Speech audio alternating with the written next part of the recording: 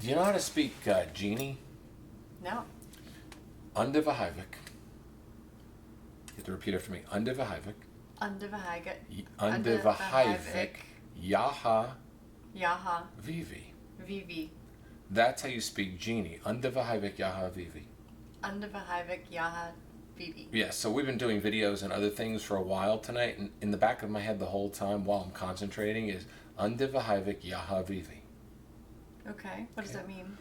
I have no idea. It comes from the TV show I Dream of Jeannie when I was a kid, and there's a scene when she says Underverhivik Yaha Vivi, and she's dancing in this great little fucking midriff. I was really turned on. Mm-hmm. Do you know my dream as a kid? My mom used to ask me what I want to do when I get older, and I said I want to be 6 inches tall. I want to be in a fucking pink bottle, living with a genie, and having sex on those satin pillows that she had. That was my answer when I was 7 years old. I can totally see you saying that. Even before you knew what sex was? I knew what sex was. I used to bounce when I was 5. Oh, God. Okay. Yeah, I used to bounce. I'd get an erection, get all sweaty, and then it would stop. And I guess that was like a 5-year-old orgasm. I have absolutely no idea. But my brother used to bounce too. My brother bounced on a blue thing called ticklefish. It was this blue fish, and he used to bounce on it, and you get all sweaty, and it was called ticklefish. You know, some of us are, no sex at a young age. Plus, I read my mom's and dad's sex books. But anyway, today we're going to talk about flirting. But this is another way of flirting, saying outrageous things to other people so they remember you. Because isn't that what flirting really is being different than everybody else? And flirting is words, physical action, eye contact, body language, and other stuff, right? Mm-hmm. So I said quite a few controversial things in the first minute and a half of this video that you're going to remember. I literally started this video speaking genie, Underverhivik Yaha Vivi, to... Oh my God, that sound drives me nuts.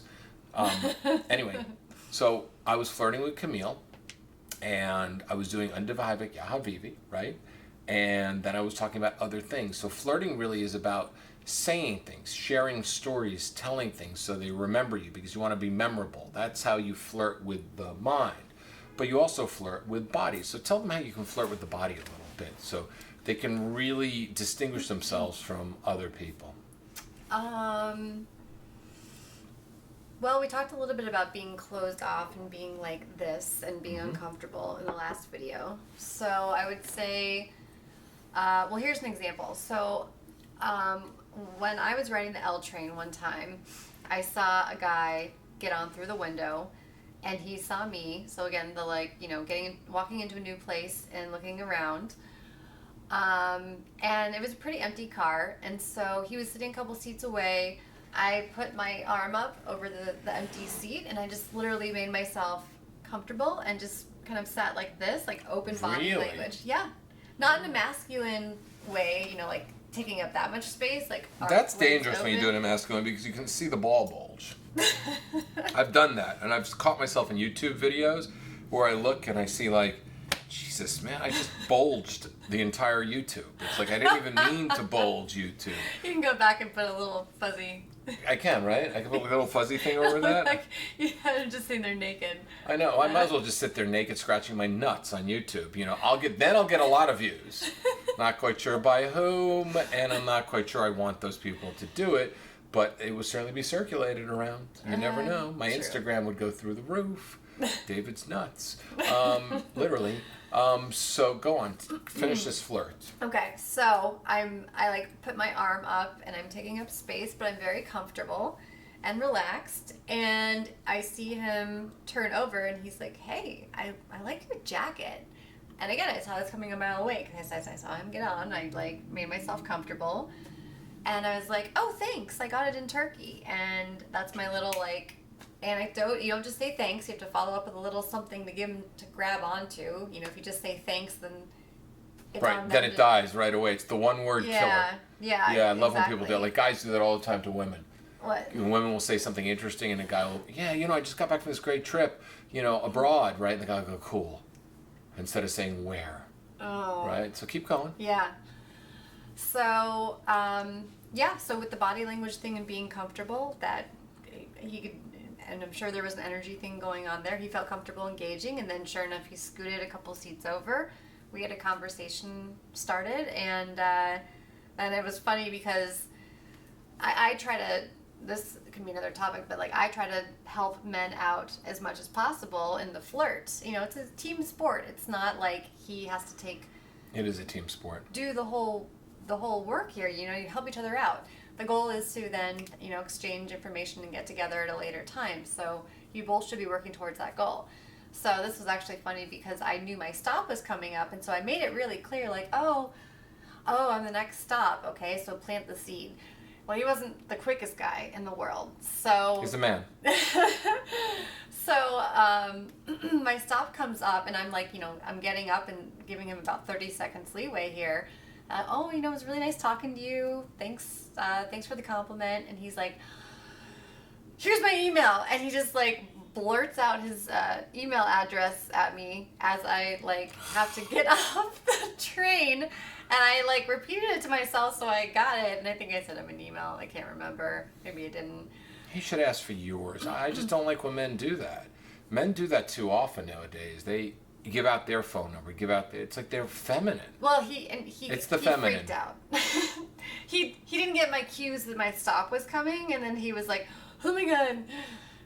And yeah. Doesn't matter. He should have been, "Hey, Turk. You know, hey, woman, I want to go out with you. Be a man. Step up to the plate." It's like they just don't want to step up to the plate anymore. They would rather be passive Why about. Why don't they? Because they're fucking pussies nowadays. You know. What are they afraid of? Rejection. Everyone's afraid of rejection. Well, but men, you know, for some reason or another, are afraid of rejection more than ever, and it's okay to fucking be that way now because of Tinder and Bumble and everything else. They get a little bit of, like, you know, a little action on the internet, and they're just okay with it. It's like, to me, I'm a man. I don't want a woman. I don't want to hand a woman my phone number. I remember one time I asked out this woman, and she goes, "Why don't you give me your number?" I looked at her, I said, "I'm the man." I said, "I'm going to call you." She goes, "Well, I want to call you." I said, No, we're not doing a role reversal here. I like it. I said, either we are going out and I'm getting your number and I'm going to call you, or I'm going to give you my number. It's going to go into the fucking vortex and you're never going to call. "Oh, no, I promise I'll call." I said, "Look," I said, "it's just not the way I roll." Good. So did you exchange numbers? No, she goes, "I'll call you, I promise." And you know what? You know, I said, "I'll tell you what, I'll give you one shot." I said, "You can call me the first time." I said, "But you know what? I'm going to take you out and I'm going to call you the second. I'm going to call you the third time. And we're going to fucking really have a basic male-female relationship." She called me that afternoon. Did she keep trying to take the masculine? No. She explained when we went out on a date, she met me on the subway, I think it was, you know, and it's like she just needed to fucking process it and trust it, and you know, she's been burned before, and you know, she just didn't want a strange guy to have her number, and she wanted to have a longer conversation with me, so she called me with a blocked number. You know, I saw it blocked. I knew it was her. I said, "Subway girl, what's up?" And it was fine. Right after that, she gave me her number after we talked, and it made sense. But she promised. But she even said to me, she goes, she wasn't going to call me. That was her standard answer. Yeah. She says the only reason why she decided to call me is because I said, "No, I am the man. I want to call you." And that alone made her feel like much better. She was almost this close to giving the number, but decided to still be in control. It's just fear.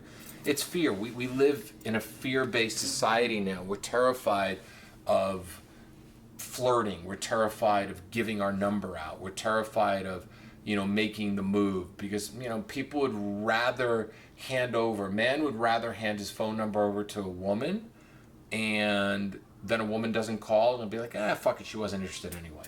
Yeah. Than actually make the phone call. I mean, forget about make the phone call. Text. I mean, who the fuck makes phone calls anymore? That's a good point. I dated a guy not too long ago, and he's Australian, and we met out at a bar and exchanged phone numbers, and then he called me, and I was like, "Oh my god!" It was like, oh my god, shocking. it's a shock, right? Yeah. I don't know if it's an Australian thing or what, but I almost like didn't answer it, and which is horrible. But I just was like, "Oh wow, he's actually calling." So yeah, but but I thought that was funny because you're right. People text; it's a lot safer. But no risk, no reward. You know. Well, I like that. No risk, no reward. So where can they find the no risk, no reward? No risk, all reward coach? They can find me at masterofflinedating.com and learn ways to tap into real world opportunities and meet people as you go about your day. Anyway, this is it for here. Subscribe down below. And if you can guess the name of the hotel room that I'm at right now, you'll win a free 1-hour consultation with Camille. Okay, if you can guess it. So head on over to davidwygant.com and send me an email if you can guess the hotel room that has this really weird recording studio in the corner of the room on the 7th floor, overlooking an AMC theater and Marshalls and TJ Maxx. I'd love to know if you can figure that one out. All right? It would be really good. You do some fucking serious investigative work to find out which hotel in what city overlooks the AMC theater, TJ Maxx, and Marshalls. We got to get Camille to bed because she's yawning several times. She's had a long day, and she has a long day tomorrow of coaching. And I've got a long day tomorrow, but it won't even be tomorrow anymore, because the fact of the matter is that this video will be posted in a few weeks, and tomorrow would have been over unless, of course, we time travel back in that direction that we are. But then again, time really means nothing because time is not relevant. Whoa.